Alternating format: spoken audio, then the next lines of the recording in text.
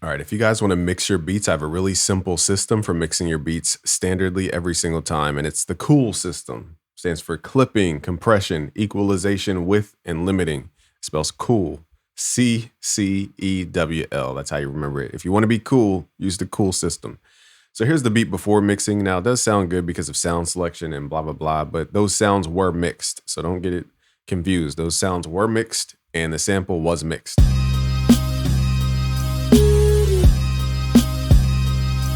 But the problem is everything feels like it's doing its own thing.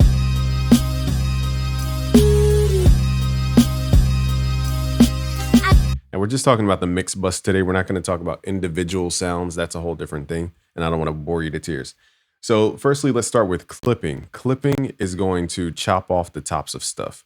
So I'm going to use K-Clip. I think it is the best sound. For hip hop, you could also try and trap the T-Rax classic clipper. That's also really, really good for the trap sound. Now for more modern hip hop, for acoustic stuff, I like the K-Clip. So all I'm doing is turning the soften up. So we're soft clipping, and you could turn the link on. So basically we're pushing volume into a clipper, shaving off the top, and then rounding it so it has more of a rumbly bass feel to it. And we're not making it so edgy like a square. So here's before. I'll exaggerate the effect so you can hear it.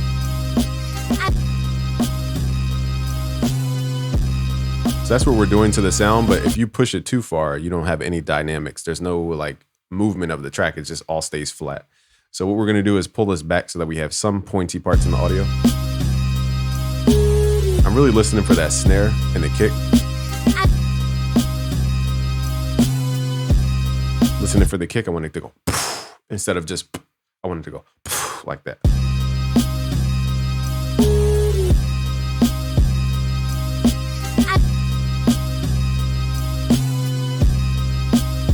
Okay, now one thing you can do also, let's level the sample a little bit. There we go.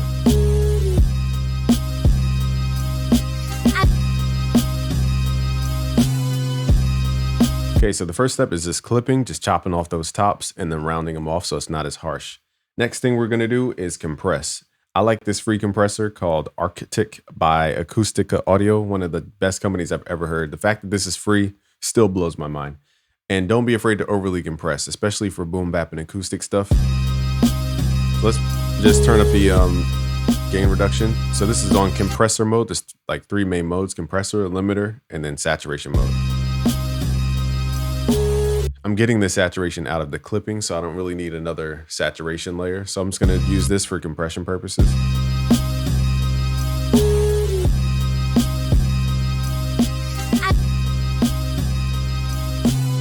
And you could set the time here for slow or fast compression. And again, you could push this compressor really, really hard. But the same way when we ran our sound through the clipper and we chopped off all the tops, you could do the same exact thing with compression to where you have no ups and downs. So you got to be a little bit careful with compression and how you use it.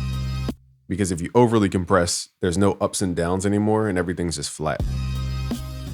But it sounds cool though.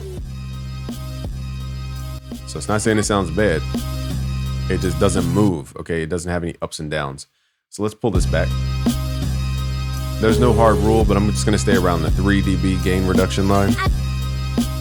And now I can turn up the output.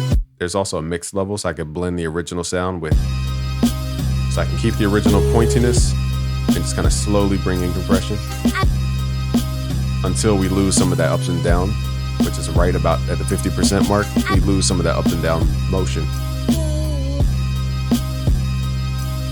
Here's a compromise spot right there.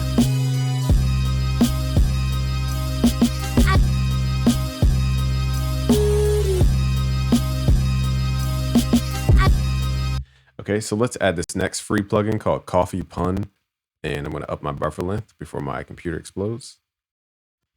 Okay, so with this plugin, I'm basically just boosting the highs at 20K, just really high frequencies to add that shine. Makes the beat feel taller and more open. You can push that area pretty hard. And nextly, we're just adding that low end to the bass and the kick. And it's at 30 Hertz. I'll turn it off. Now it's already bass heavy, but we can pull this up. You feel that weight come back in the record. We don't want it to be overly bass heavy, so you got to be careful with this. There's also a cut knob. This is more advanced because you have to use your ear, but you can cut certain frequencies too. So if we cut 150, we're cutting out the kick. If we cut 200, we're cutting out the vocal bottom. 240, we're cutting out the instrument bottom. And 320, we're cutting out the instruments as a whole. So it's not worth cutting for this type of track.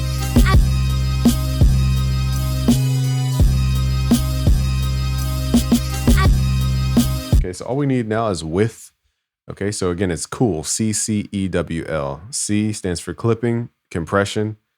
E stands for equalizer, which we just did. Now let's focus on the width of the track, how wide it is. I'm going to use the SSL. I love the SSL Fusion wideness on the actual Fusion. Let's widen this out. Now the unique thing that I learned about this is that they widen out the lows too, which is this space knob here. So if you want lows on the sides, this is a good knob. Let's just ask how much low is on the side.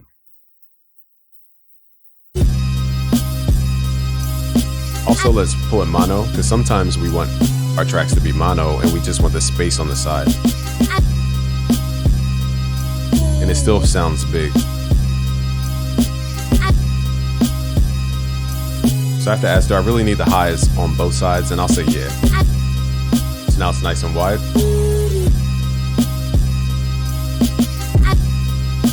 And again, if you don't want that on your entire image, you could always widen the sample and just keep the drums dead center. And then next, let's add the limiter. Now, some people clip going into the limiter for like maximum loudness. I don't think this track even has vocals on it to clip it that much to move into loudness. So we're going to go straight into a limiter. I'm using L2 from Waves. It's just really good, low on CPU, and it doesn't have a latency to it. We're just pulling this threshold down to about 4 dB. We're not even using too much gain reduction here, if any. It's just pulling that track up. Now if I go past this number, you'll start to hear. I'm gonna mute my mic.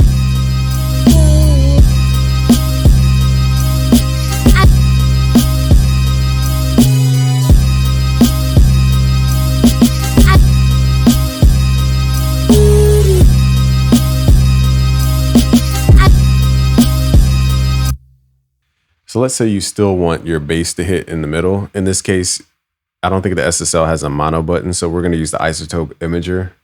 And this is in the case that you wanted your bass to smack dead center.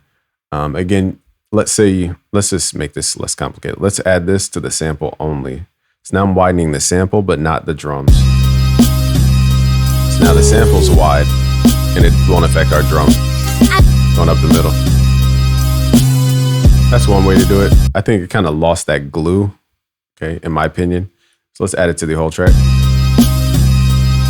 You could also add the imager plugin. This is a little more tedious, but you could solo the lows and pull them mono like this.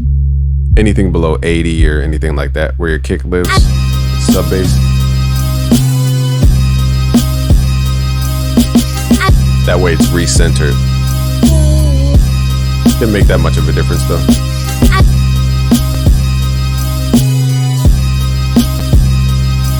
It just adds a little energy back to the middle.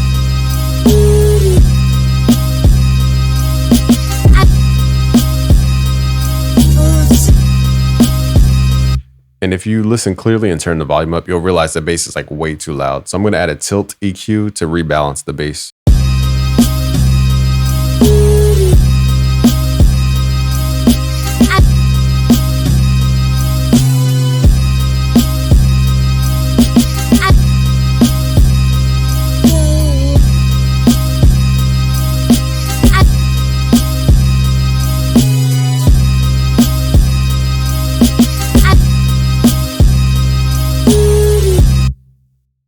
So let's A/B that tilt EQ.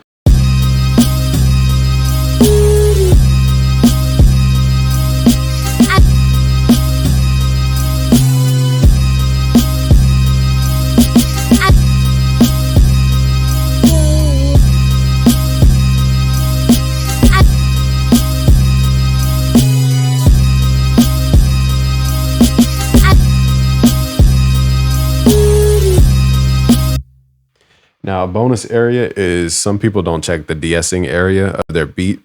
There's another de-esser I like to use, but I don't have my eye lock on me. So this one, I'll just audition. This area gets really harsh. So I like to watch this area at about 2 dB. Just something small, just to tame those really harsh frequencies up top. That's like a final touch I'll add.